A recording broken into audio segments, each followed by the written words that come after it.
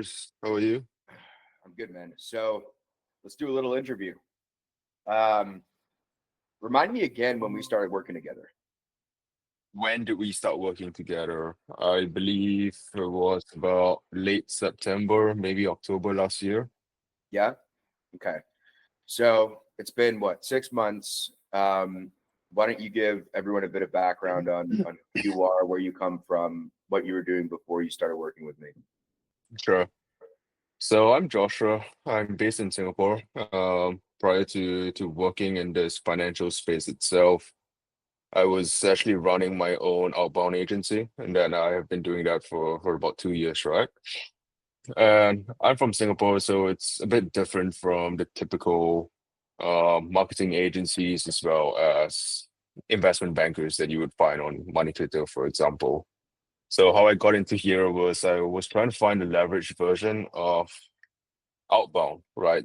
A way for me to use my skill sets in outbound to actually make better money instead of just your traditional $2,000-3,000 retainers. And from there, I started following you, Lewis. Started learning a bit more on my own. I started working on some transactions and deals on myself before actually reaching out to you and just starting this together with you. And it's been 6 months to date. Great. So could you tell everyone a little bit about your traction, what you've been able to accomplish? Yep. Start there, and then I'd like to dive into some of the challenges that you faced and how we overcame them. I think the biggest challenge for me in this space at least is establishing credibility, because you're going out there speaking to much larger companies than what a marketing agency is used to. You're speaking in utilizing financial lingo that I don't really know how, right? And so that was the biggest trouble that I had doing this.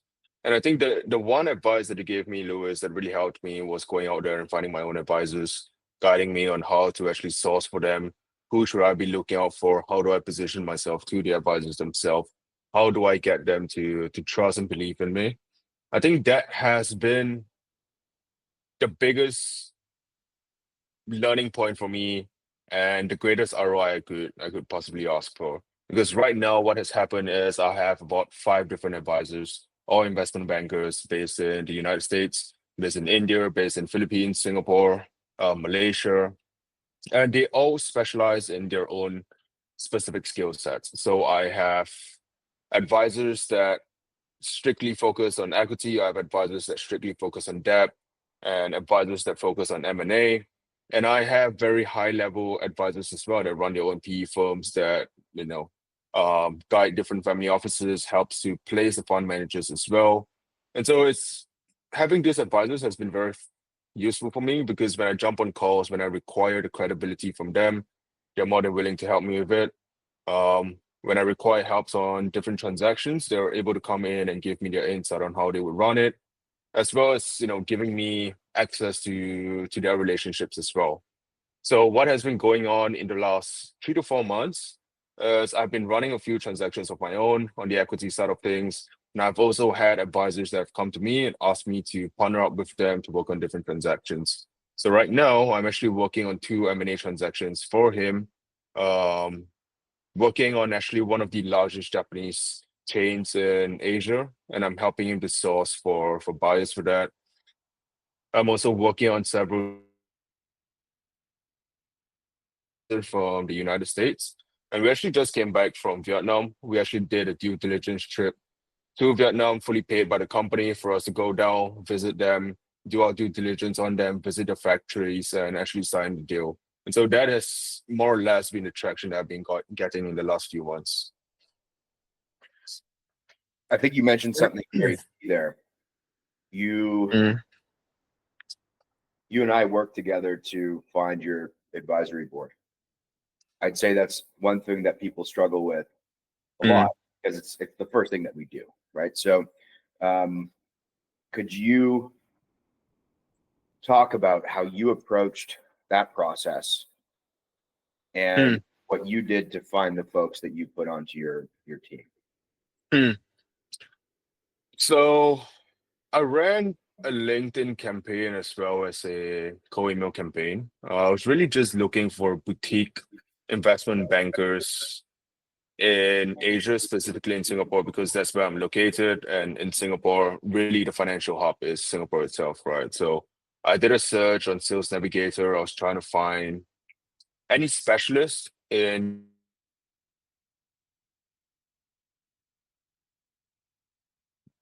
there is a lot of keywords and nuances to the different job titles that they use or different industries that they play around with. But few hours of playing around on Sales Navigator, using Clay, using LinkedIn, and you can easily source about 200 to 300 of them where you're gonna look out for.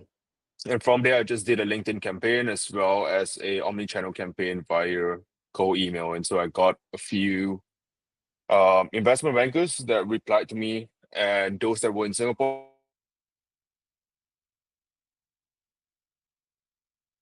A marketing background, I can bring in deal flow, I can originate these deals, but what I lack is the financial know-how, which I'm sure you do have.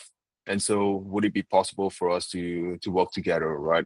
I'm not saying I'm going to be your equal. It's just, can I come to you when I actually require help? And is there a way for us to work together in some capacity down the line? And most of them have been very receptive. I think most of these investment bankers as well, especially when they are boutique advisors, they're typically a one-man show with, a team of 4 to 5 others, a few analysts, somebody helping them with their ops, and they're typically working alone. And so I think what they actually enjoy is, one, having the deal flow coming to them. When you're able to bring the deals to them, they're interesting, and proving to them that you actually have something to offer them. That is one. And two, I sense as well that a lot of these advisors are in their 40s, 50s, 60s. They actually want to pass down some of this knowledge, and they tend to want to help you as much as they can as well. And most times they actually don't ask you for anything in return. They don't set financial terms. They don't come to you and say, look, if I come in, I help you, give me 50% of your transaction. Typically don't do that. What I've seen is most of them come to me, or when I bring a deal to them and they say, look, Josh, if you want us to do this deal together, let me know how I can help, right? And you set the terms for us. How do you want to split it between us? I'll try to help you as much as I can. So I think that has been very insightful, and it's been interesting working with these advisors. I think you nailed it right there. That's what I hammer home. That's really what you're trying to pull is you're finding folks that have a lot of experience and they want to pass it on, because what we do is not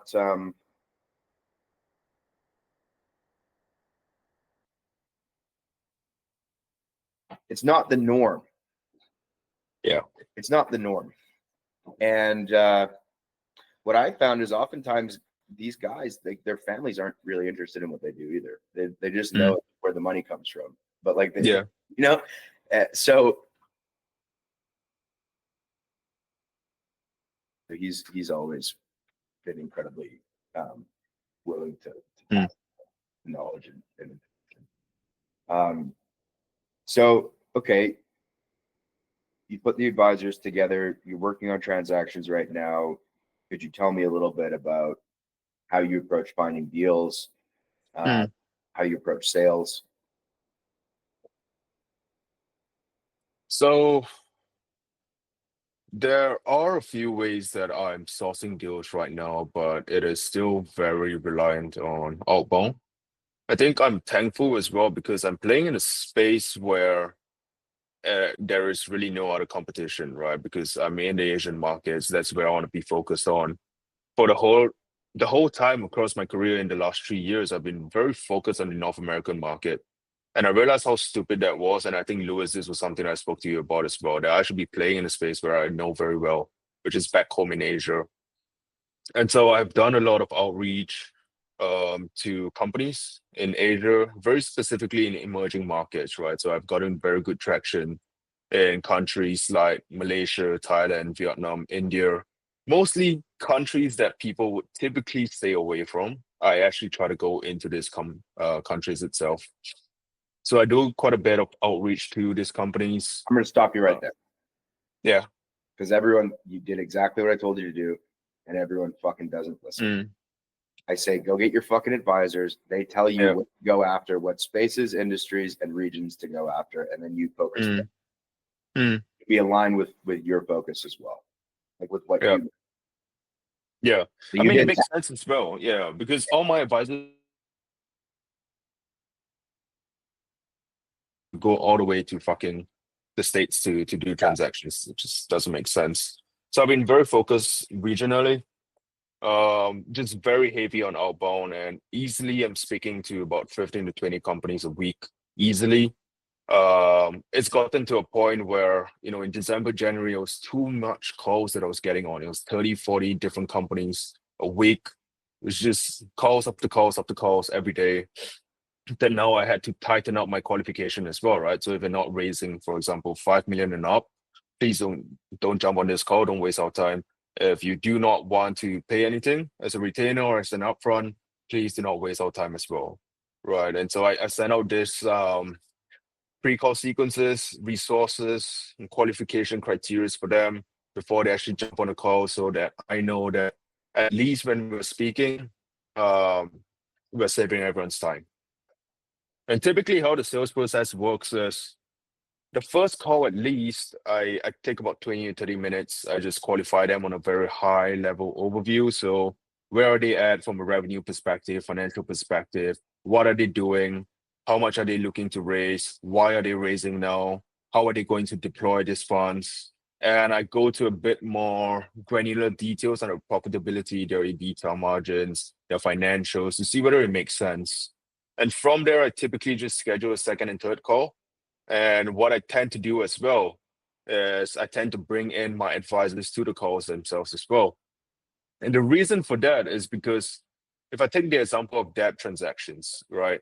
Debt is very different to me, at least, compared to the equity transactions itself.